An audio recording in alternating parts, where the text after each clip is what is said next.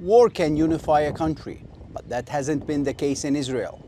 In the aftermath of Hamas's October 7th attacks, the deadliest in Israeli history, more voices have called on ultra-Orthodox Jews to pay their dues and join the army. The war has exposed a deep division within Israel, this time between its secular and religious population. There has been a strong sense of anger at the ultra-Orthodox who do not serve in the army, which means that everybody else is doing extra long reserve duty.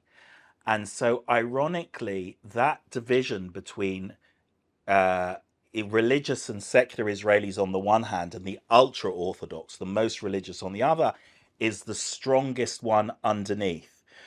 Israel was divided even before the attacks of October 7, in the fallout from Prime Minister Benjamin Netanyahu's plan to overhaul the judiciary system that led to months of mass street demonstrations. Prior to the war, and maybe one reason for Hamas's decision to attack Israel on October 7 was the division and the demonstrations, a huge demonstration in Israel against government plans to change the system, especially to reduce the power of the Supreme Court. Netanyahu and his far-right coalition government appeal to a very specific demographic in Israel. Among them, the ultra-Orthodox religious parties and their followers. They are growing faster than any other, yet the seculars in Israel say they are not paying their fair share. Census data shows that the average ultra-Orthodox woman in Israel has 6.6 children, while secular women just 2.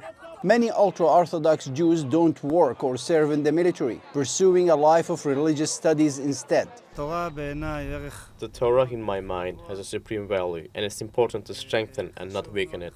And sending draft orders in such a way, unilaterally, harms this important value, and we don't want it to happen. As its military assault on Gaza continues, the Israeli army needs more personnel after suffering heavy losses in Gaza and against Hezbollah.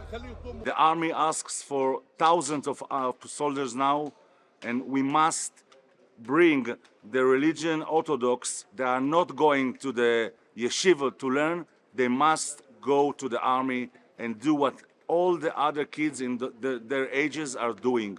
If my kids can go to the army, so everybody can go to the army. There's no other options.